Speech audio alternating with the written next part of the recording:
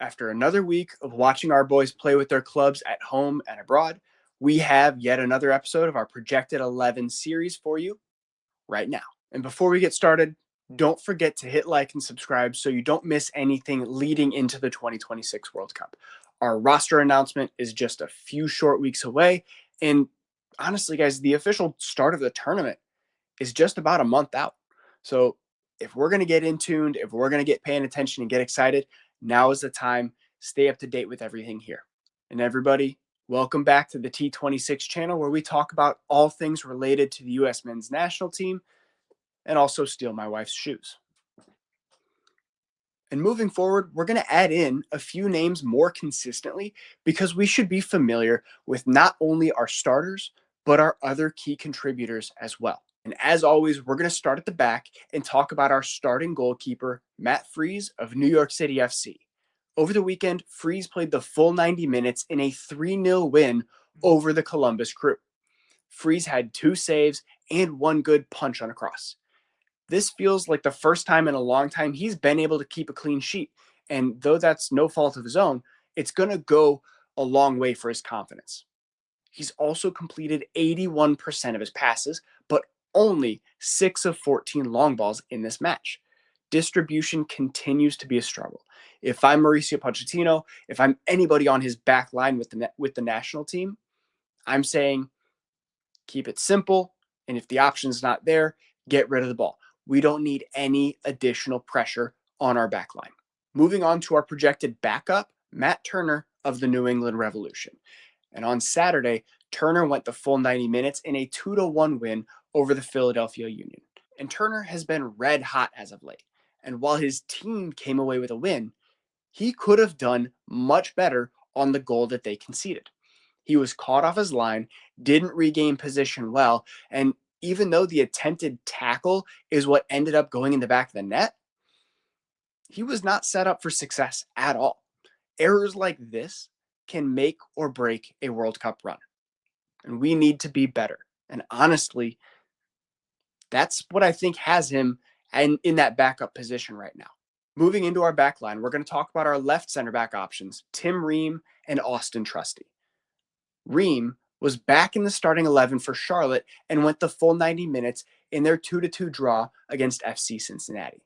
On 71 touches, he had 4 clearances, 1 interception, and 1 tackle while completing 94% of his passes. He remains a great passer of the ball. I'm worried that the pace is going to be his downfall this summer. He was slow to react to a rebound on Cincinnati's first goal and simply didn't close out on their second. Granted, that second was a great finish, but stepping to the ball there could have made that much more difficult for the Cincinnati attacker. Our other option at left center back is Austin Trusty of Celtic.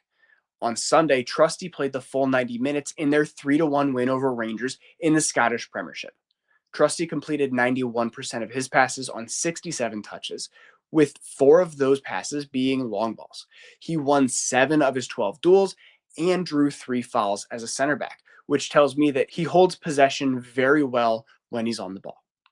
Moving to the middle, we have Chris Richards of Crystal Palace, who went the full 90 in a 2-2 draw with Everton. And Richards was extremely active on Sunday with 87 touches, where he completed 88% of his passes. He was dominant defensively as he had 9 clearances and won 12 of his 15 duels. All of this coming off of a big win in the Europa Conference League in the midweek. The dude's putting together a really nice season with Palace, and I'm sad to see it coming to an end. Moving to our right center back options, we're going to Spain and France to talk about Alex Freeman of Villarreal and Mark Mckenzie of Toulouse. And unfortunately, Freeman stayed on the bench the full 90 minutes in their 1-1 draw against Mallorca. This was really disappointing to see after he put together 2 very solid performances in back-to-back weeks in their starting 11. Mckenzie, on the other hand, played the full 90 minutes in a 2-1 win over Olympique Lyon. Mckenzie was solid defensively, where he had 8 clearances and 2 blocked shots. He also completed 85% of his passes and completed 4 of 5 long balls. Mckenzie has grown so much since going to the French league a few years ago, and it's locked him into this World Cup roster, in my opinion. Is he perfect? No, but we've seen his growth steadily continue, and a good World Cup is just the next step for him. Moving on to our wingbacks, we're going to talk about Anthony Robinson, Tim Weah, and Serginho Dest. And over the weekend, Robinson played the full 90 minutes in Fulham's 1-0 loss to Tyler Adams' Bournemouth. He was active down the left side, as always, with 79 touches, and he had 4 cross attempts that all went unfound, but he did complete 3 of 4 long balls. On the right-hand side, we would cover Tim Weah of Olympique Marseille, but he's still out injured, so we jump straight to Serginho Dest, who I believe is going to be our starter in the first match of the World Cup regardless. And Dest is back in full force as he went 65 minutes in PSV's 4-1 win over Go Ahead Eagles. Yes, that's the real team name. And yes, Go Ahead Eagles is a team that you can stat pad against, and that's exactly what Dest did. In his 65 minutes, Dest had 49 touches, completed 97% of his passes, had 2 accurate crosses, 1 accurate long ball, and one of those crosses actually led to the assist for our very own Ricardo Pepi's header. With our current injury status, we are very lucky that Dest is back and kicking off so well. He's going to be immensely important for us moving forward in the World Cup, especially breaking down these highly defensive teams. His creativity, his vision, his unpredictability are going to be a big, big benefit for us. Moving into our midfield, we have our dual sixes with Tyler Adams of Bournemouth and Weston Mckennie of Juventus. Adams actually started off on the bench this match, but came on just before halftime to help Bournemouth to a 1-0 win. He held down the midfield as usual and was solid on the ball once again, creating a big chance for his team. What's more impressive is that Bournemouth had a red card, and that's when Tyler Adams came into the game, and they were still able to pull off a clean sheet. Needless to say, Tyler played a big role in that. Whether it's his physical leadership on the field or his vocal leadership helping the team get organized, Tyler's a rock in the Premier League. That's something we haven't had before. Not in the middle of the park. Now on to his counterpart, Weston Mckennie of Juventus. And Weston started and played 86 minutes for Juve in their 1-0 win.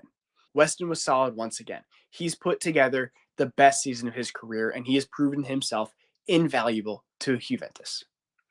He played as a 10 this week and was very creative, where he should have actually earned an assist. Mckennie was also great by being actively involved in 2 goals that were ultimately disallowed. I've got him playing as a pivot 6, but he can be anywhere on the pitch, and I'd probably feel okay about it. Weston is that versatile, and he's that good at everything that he does. Whether he's a 6 or a 10, I think it depends on the matchup for us. I just want him on the field. I just want to see him healthy. He's going to contribute, and he's going to make us better, regardless of where he's at. Moving up the field slightly, we are going to talk about our dual 10s, and we've got another name to add in here. On the right-hand side, we've got Malik Tillman and Gio Reyna. And Tillman subbed on and played about 25 minutes in Leverkusen's 3-1 loss over the weekend. He had 15 touches and 1 shot on target, but he was exceptionally mediocre once again this week. He's really skidding into the end of the season here, and that's not what we were all hoping for. Was he prolific earlier in the year for Leverkusen? No. Did we think that he would be? No. It's his first year with the club. It's his first year back in the Bundesliga. There's going to be some adjustments as he's still a younger player. But losing his starting spot and really looking uninspired and not good on the ball, that's not what we expected at all.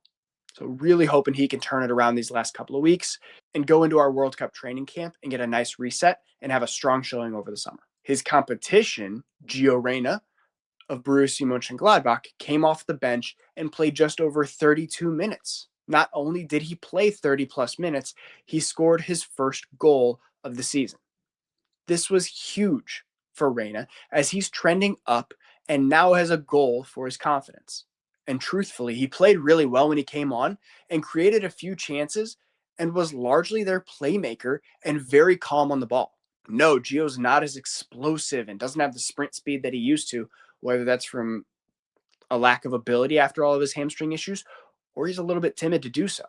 But he's still a great, calm, creative presence on the ball, and he can find his teammates. In this match, he had 33 touches and completed 26 of 26 passes. I don't think we've ever had somebody complete 100% of their passes since I've been covering the players in this way, especially not someone in an attacking role. Maybe Cameron Carter-Vickers somewhere along the line when he was playing with Celtic. He's still there, but he's been injured, and he's playing a lot of lateral 10-yard passes back and forth. But not a player like Gio Reyna, who's attacking and taking chances and has to find his teammates. Could this translate to a start in their final match of the season? We'll see. But now there's a real possibility we could see him get significant minutes over Tillman in the early phases of the World Cup. On the other side, we have Christian Pulisic of AC Milan. And unfortunately, Pulisic was out injured this week, reported to have a glute injury. I'm hoping it's nothing serious and we see him back in action sooner rather than later. Milan has 2 matches remaining. Their Champions League spot is at risk. And hopefully he can help them secure that and lock that down. He may be on the move this summer if he doesn't have a club that's playing Champions League football. Christian, take your time getting back. Glutes are often connected to hamstrings and back issues. So I'll say it again. Take your time. Moving up top, we have Folarin Balogun of Monaco and Ricardo Pepi of PSV. And Balogun largely went without service once again and was held off the score sheet, but overall, his last 10 weeks were immaculate. If he finishes the season strong and has a good World Cup, we could see him get a big move over the summer. A lot of Premier League teams will be interested in a player who can score 20 plus goals. And now we're going to take a look at who I think is our second string striker, Ricardo Pepi of PSV, who played 86 minutes in their 4-1 win over Go Ahead Eagles. Yes, I said it again because that's a fun name to say. Go Ahead Eagles is a professional soccer club in the top division in the Netherlands. And Pepi is following Balogun, scoring in his last 4 or 5 games and having a nice streak of his own. I mentioned it earlier. He headed home the cross from Serginho Dest and made the most of his opportunity. We have 2 different goal scorers in Balogun and Pepi, and honestly, they're different players and they call for different situations. If the formation makes sense, we could see both of them on the field at the same time. But it's nice to have options, and it's nice to be able to adjust our style of play and know that we still have players up top who can put the ball in the back of the net. All right, guys, that's everything I've got for you today. Let me know what you think. Do we need to add in a couple additional players here who need a little bit more attention, who are going to be key contributors in the World Cup? Leave a comment in the comment section down below and let me know who we need to add in. Thanks for watching, and I'll see you next time.